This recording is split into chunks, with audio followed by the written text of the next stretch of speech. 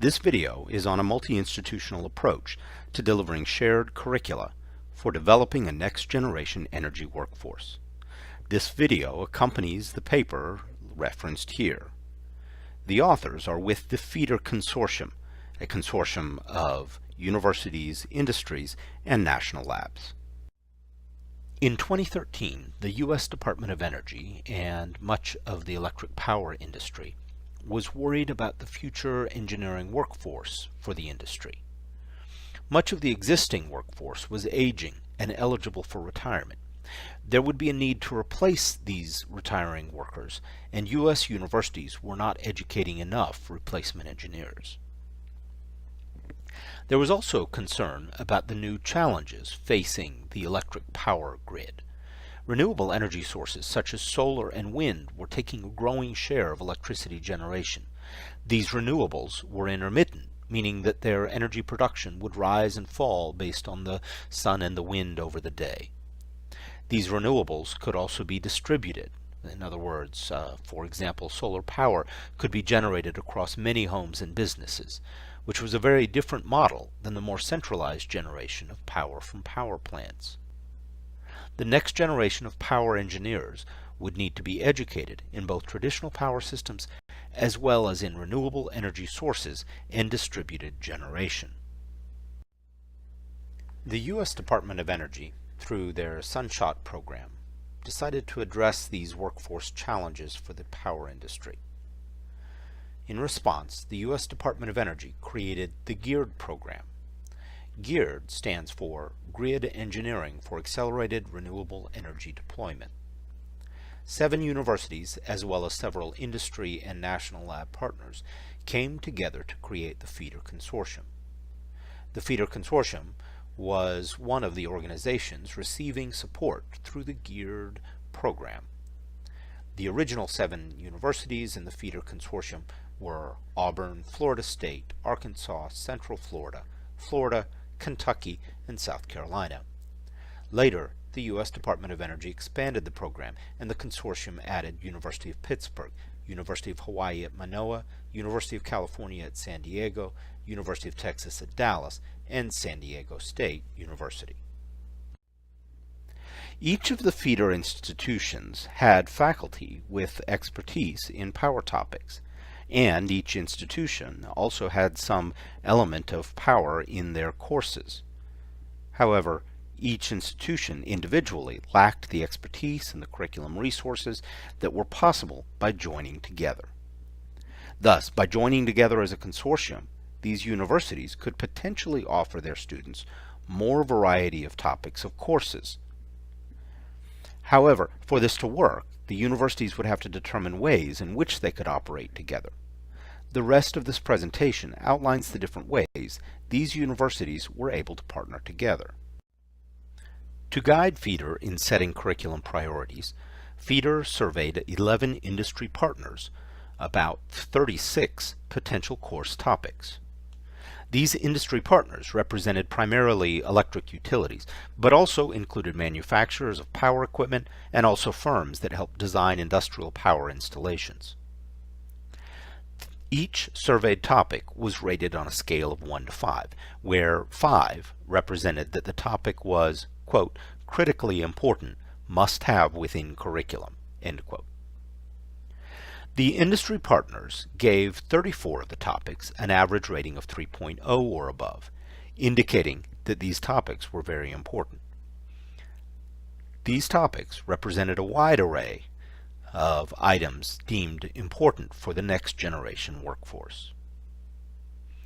13 of the topics listed here were rated above a 4.0. No feeder institution offered all 13 of the topics already, emphasizing the importance and opportunity of collaborating in order to offer these. The top-rated topics included power basics, such as fundamentals of power systems and overviews of electric power generation. However, these top-rated topics also included more specialized courses representing areas of emerging importance. These include content on solar power generation as well as content on grid integration of renewable and distributed generation. FEDER recognized the opportunity for collaborating to tap into the instructional resources and faculty expertise across institutions, and thus to provide more power engineering education to students across institutions. There are several different ways of collaborating across institutions, and each has its strengths and weaknesses. To discuss these different manners of collaboration, let's think about two different dimensions for cross-institutional collaboration. On the first dimension, consider the development and teaching of the course material. In other words, the instruction sourcing. We could have a course developed and taught from within a single institution, and thus no instructional collaboration. Or we could have a course developed and or taught collaboratively by faculty members across institutions. For the second dimension, consider the delivery of the course and where the students are. We could have a course delivered at one site, such as at a single institution, or a course delivered to students from across multiple institutions. Considering these two dimensions, we now have four possible collaboration approaches. The first of these is single institution instruction source, delivered at a single institution. This is abbreviated SSSD. This is how universities have traditionally taught courses, from one or more instructors at that university to students only from that university. Note that the students may in fact be sitting in the same classroom, or they may be connecting through distance learning, but the key is that the instructors and the students are all from the same institution. The feeder universities all already had some power courses within their curricula taught in this traditional SSSD mode.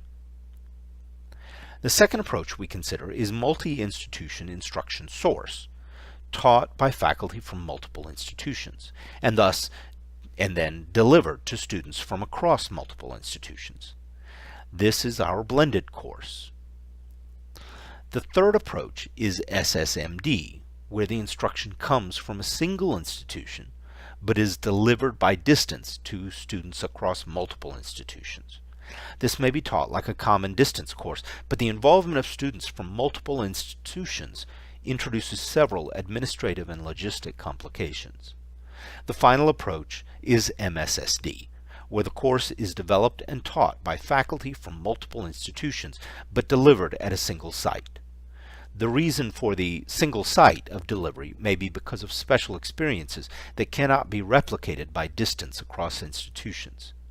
As we will discuss later, this might include visits to industrial sites, national labs, or other reasons to bring the instruction and the students to a single site. Let's look at the MSMD approach in more detail. MSMD occurs when there are multiple instructors from multiple institutions collaborating on course material. This is then taught to students through multiple institutions.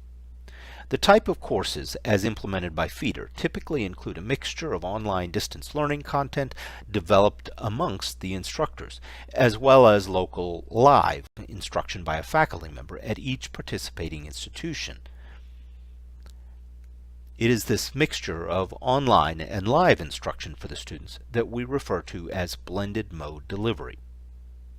As of November 2016, there have been 13 MSMD blended courses offered by the feeder Consortium, with participation of 6 of the feeder institutions. There are several advantages of an MSMD blended course. First is administrative simplicity in implementation. This is because each institution has an involved faculty member who can serve as the faculty of record for the course at that institution. This faculty member then takes the responsibility for the assignment of grades for the local students. A second advantage is the local instructor contact for the students. Although distance learning has become more common, some students may prefer having a local instructor with which to interact. This local instructor can assist the local students with working problems, discussing content in class, etc. The shared expertise of the collaborating faculty allows an institution to offer more variety of course offerings. This is especially true for courses in newly developed areas where there is a lack of instructional texts and the basic content in the field is still evolving. The shared expertise allows courses to be taught that a single instructor at an institution may not have been willing to develop on his or her own. This shared expertise can also reduce the course development time per instructor. For faculty members, there is the added benefit that there is the opportunity for cross-learning from other instructors participating in the course. Also, the interactions with other faculty members can lead to secondary collaborations, including research collaboration. For disadvantages, it should be noted that coordination is more complicated when there are multiple instructors.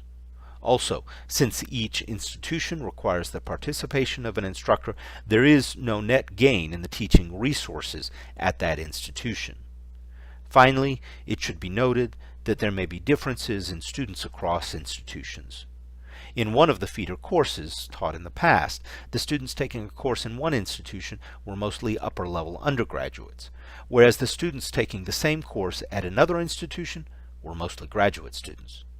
Thus, there was different preparation and expectations between the students at the two institutions, and the content delivered by the instructors at the two different institutions was tailored differently. This led to a mismatch between content and expectations between the two institutions. Midterm evaluations and end-of-semester evaluations were collected from students in several of the feeder courses. The analysis of these evaluations is presented in the accompanying paper. In general, based on the feedback of the students and the instructors, the MS-MD course structure can be effective, but at varying levels. Further analysis is needed to determine different success factors across the different courses. For example, how the different courses were structured, how the recorded content was made available, how students were assessed, and how the recorded distance content was integrated into the course and with the local live instruction. The next approach we consider is SSMD, Single Institution Instruction Source, with multi-institution delivery. In this case, we have an instructor from one institution offering a course via distance to students from multiple institutions. As far as instruction goes, this might not seem novel. After all, the faculty member is teaching by distance, and many distance and online courses are already common at many institutions. However, what is different is that students from multiple different institutions are taking the course. The advantages of a distance SSMD course is that it makes more courses available to students across the different institutions. At one institution, suppose that there are not enough students interested in a particular course to offer it regularly, or perhaps at all. Or perhaps there is not the faculty resource or expertise to offer such a course. However, across the different partner institutions combined, collectively, there may exist enough students to justify offering the course, and there may exist the faculty resources and expertise across the institutions for teaching the course. However, many of the challenges to SSMD are immediately obvious. Suppose the instructor is at Red University, but students at Green University are taking the class. Do the Green students pay tuition to their university or to the Red University? Will the course count towards a degree at Green University? What are the impacts on regional or engineering accreditation for the students at Green University? To work through these complications, 7 of the feeder institutions developed a cross-institution course-sharing agreement outlining the handling of these cross-institution distance courses. The first such courses will be taught in spring 2017. To illustrate how the cross-institutional agreement works, consider a student wanting to take a course to be offered by distance from one of the other participating institutions. The student's institution is called the local institution. The institution offering the course remotely is called the host institution. The student's institution establishes a specially identified course for which the student can register. The student will then pay his or her local institution for the tuition. The student also is granted a special non-degree admission at the host institution. This will allow the student access to the teaching resources and learning management system of the instructor's class. Thus, the student can participate fully in the course, just as any other student at the host institution. At the completion of the term, the faculty member teaching the course assigns the student a course grade. This course grade then appears on the student's local course listing and thus in the student's local transcript. Note that the course was taught by the red university in this case, but was taken by a student at the green university. In order to balance tuition registrations over time amongst institutions, the total enrollments into and out of one university to the total of all other feeder institutions must balance. Thus, for example, if an instructor at the green university offers a course taken by a student at a purple university, then the balance of course registrations in and out of the green institution have balanced, given the green student, in this case, that was already taking a course from a red institution. The last collaborative approach we discuss is multi-institution instruction source, single site delivery, abbreviated as MSSD. This is where students from across multiple institutions come together at a single site for a learning program delivered by instructors from multiple institutions or partner organizations.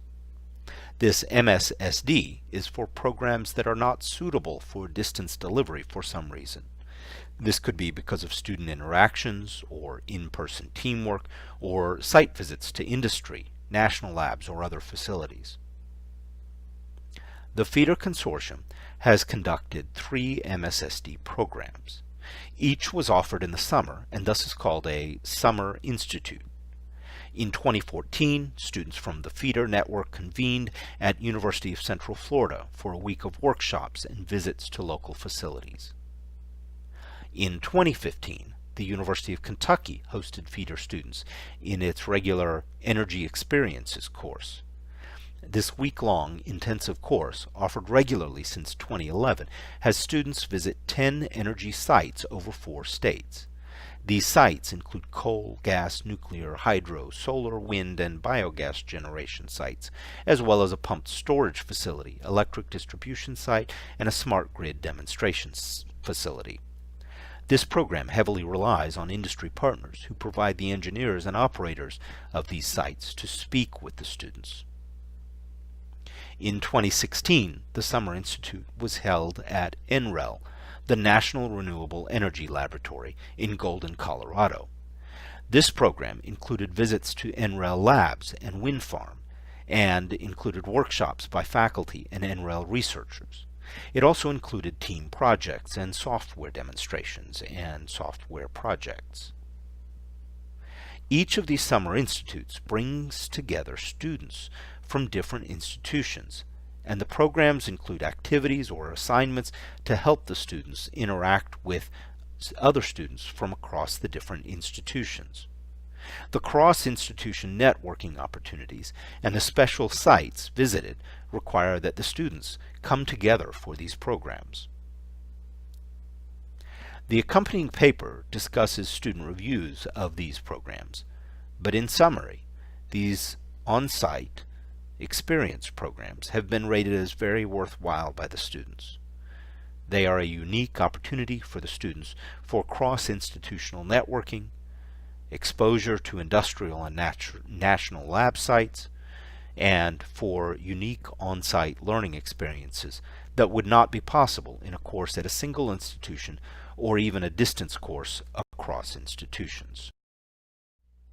This concludes the short video summary of our paper on multi-institutional collaborations in the feeder consortium. In this video, we have presented a framework for describing ways in which a consortium of universities can collaborate to provide more power engineering education opportunities across the consortium. We have discussed 3 of the approaches of cross-institutional course collaborations and discussed some of the advantages and disadvantages of each of these. More information is available in the accompanying journal article.